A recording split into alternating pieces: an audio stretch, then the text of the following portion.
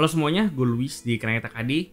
SteelSeries bisa dibilang beberapa waktu yang lalu itu langkahnya cukup anti mainstream karena ada masa ketika mouse gaming, brand mouse gaming itu lagi berlomba-lomba untuk bikin mouse gaming ringan yang ditujukan untuk kompetitif, tapi cuman si SteelSeries doang yang nggak kelihatan menunjukkan akan merilis mouse gaming yang masuk pada segmen tersebut.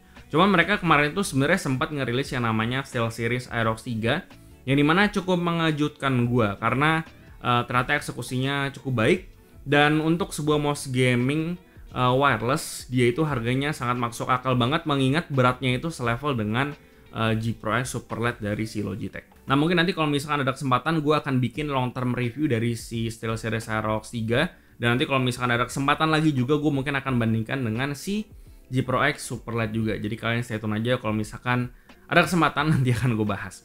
Nah beberapa bulan yang lalu SteelSeries itu ngerilis yang namanya SteelSeries Prime Lineup, yang dimana mereka itu ada rilis headset dan juga mouse gaming sebenarnya. Cuman untuk mouse gamingnya sendiri mereka itu bilang kalau misalkan itu ditargetkan untuk kompetitif. Tapi kalau misalkan kompetitif, beratnya sendiri itu dibilang ringan enggak, dibilang berat juga enggak. Dan beberapa waktu yang lalu, kurang lebih sekitar seminggu yang lalu, SteelSeries itu ngerilis yang namanya SteelSeries Prime Mini. Nah si Prime Mini ini bisa dibilang adalah mouse gaming paling ringan yang dimiliki sama SteelSeries untuk sekarang ini, karena si SteelSeries Prime Mini yang versi kabel itu beratnya sekitar 60-an gram. Dan kalau misalnya dibandingkan sama Prime yang sebelumnya yang ukurannya lebih besar dari ini, Prime yang paling ringan itu kalau nggak salah beratnya sekitar 69 gram yang versi kabelnya yang paling bawah kalau nggak salah. Dan ya kalau misalnya 69 gram berarti si Prime yang besar itu kurang lebih head to headnya sama Razer Viper karena beratnya kurang lebih segituan. Dan untuk si Prime Mini wireless ini, dia itu beratnya kurang lebih sekitar 61 gram dan kurang lebih head to headnya sama si Razer Viper Mini. Dan untuk yang versi wirelessnya itu, si Prime Mini wireless ini kalau nggak salah beratnya di sekitar 73 gram. Dan kalau misalkan head to headnya itu harusnya sama si Razer Viper Ultimate karena beratnya kurang lebih sama. Jadi untuk versi wireless si Prime Mini itu level ringannya masih belum selevel si Aerox 3 yang mereka punya, dan kayaknya memang enggak ditargetkan untuk ngelawan si Super LED juga. Tapi di sini gue akan lebih fokus ngebahas SteelSeries Prime Mini versi yang non wireless atau yang wired karena kebetulan gue adanya yang ini. Nah jadi untuk harga sendiri SteelSeries Prime Mini ini harganya ada di sekitar 800 ribuan. Dan dia tuh harganya kurang lebih sama kayak Aerox 3 versi kabel dan SteelSeries Prime yang biasa. Dan perlu diingat bahwa ketiga produk ini tuh nggak redundant atau tumpang tindih, karena ketiga mouse ini tuh spesifik dibikin untuk hand size dan juga grip style yang berbeda. Nah kalau dari sisi desain si Prime Mini ini bisa dibilang sangat plain banget, nggak ada yang spesial dari sisi desainnya karena memang si mouse ini ditujukan untuk kompetitif. Jadi kayaknya desain yang aneh-aneh itu nggak perlu sama sekali di mouse ini. Lalu paling di bagian scroll wheelnya ini dia ada RGB yang bisa kalian atur via software. Untuk shape-nya mouse ini tipenya itu ergonomik, jadi sisi kanan dan kirinya itu dia nggak simetris karena mouse ergonomik itu dia ciri khasnya adalah curve-nya itu miring sebelah yang dimana diciptakan untuk pengguna tangan kanan, dan sebenarnya spesifiknya itu ditujukan untuk palm grip user. Dan sebagai referensi, mouse ini tuh kurang lebih shape-nya mirip sama Zowie EC2 atau Rexus Daxa R yang pertama. Cuman si Prime Mini ini dia itu lebih kurus sedikit dibandingkan kedua mouse tadi. Jadi untuk rekomendasi hand size-nya, untuk yang di bawah 18 cm itu bisa ke palm grip, untuk yang 18 cm bisa ke palm grip juga, dan untuk yang di atas 18 cm kayak 19, 20 dan 21 cm panjang tangannya, itu mungkin gue kurang rekomendasi karena mungkin bakal kerasa kekecilan di mouse ini.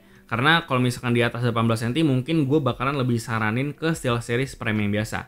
Karena SteelSeries Prime yang biasa itu dia dimensinya lebih besar dibandingkan si Prime Mini ini. Lalu untuk claw grip atau fingertip grip sebenarnya bisa, cuman gue mungkin bakalan lebih saranin kalian untuk cari mouse yang ambidextrous saja. Dan untuk range harganya sama, kalau kalian pengen dari SteelSeries juga, mungkin kalian bisa cek si Aerox 3 versi yang kabel.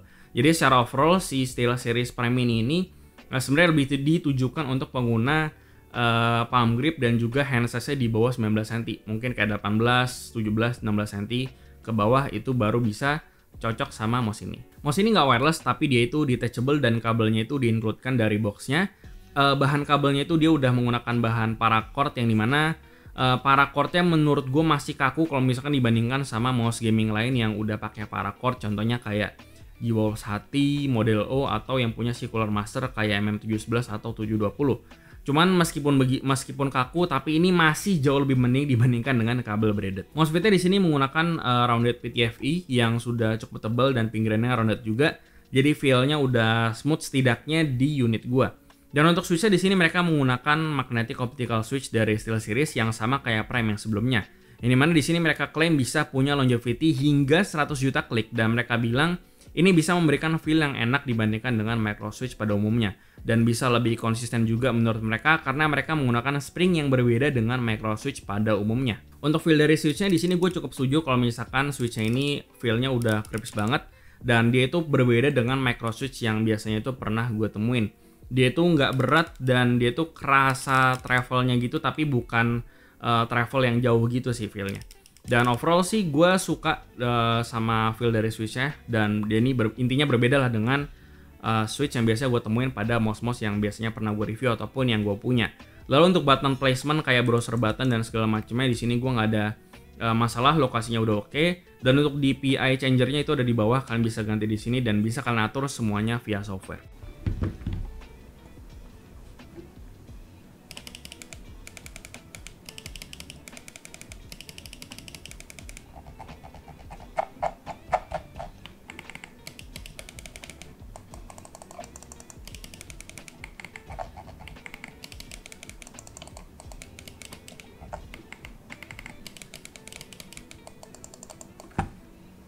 Yang terakhir buat urusan sensor, si Prime Mini ini menggunakan sensor TrueMove Pro-nya SteelSeries yang punya 50G acceleration dan 450 IPS tracking speed. Secara spesifikasi bisa dibilang udah high-end dan kurang lebih sama dengan mouse gaming high-end yang ada di market sekarang ini. Gue udah coba beberapa match di Valorant dan COD Modern Warfare, so far performanya udah gak ada masalah karena tracking akurasinya udah aman banget. Dan dari sisi kecepatan untuk sensornya juga udah kenceng untuk bisa ngebaca movement yang cepat. Smoothing juga udah nggak ada, dan lift of distance-nya pun juga udah nggak ada masalah sama sekali waktu gue coba di mousepad Zowie GTFX yang biasanya gue pakai. Overall kalau dari sisi performa, mouse ini udah bagus seperti yang udah gue bilang, kurang lebih sama aja sebenarnya dengan mouse gaming yang beredar sekarang. Ditambah lagi komposisi shape dan berat dari mouse ini menurut gue benar-benar pas banget. Jadi M dan muscle memory gue nggak berubah banyak dibandingkan dengan shape mouse yang gue bener-bener fit banget kayak MM720. Oke, untuk kesimpulannya, apakah SteelSeries Prime Mini versi kabel ini worth it? Bisa dibilang setelah Aerox 3, SteelSeries Prime Mini versi kabel ini adalah salah satu mouse SteelSeries yang bisa menarik hati gue gitu, karena bisa dibilang line up seperti ini yang paling gue tunggu dari SteelSeries, terutama dari sisi berat, weight distribution, dan juga shape-nya.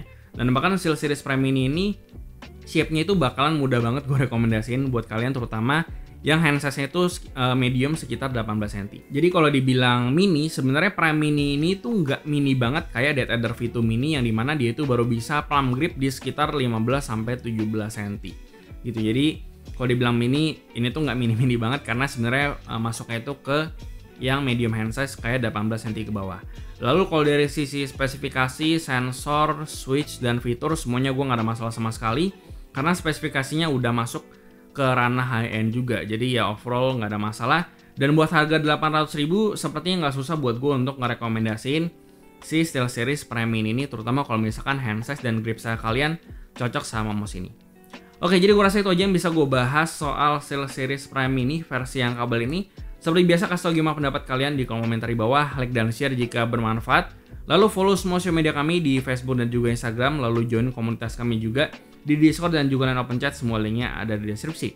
Yang terakhir, jangan lupa untuk subscribe. Gue Luis dari Keren TKD, sampai jumpa di video berikutnya.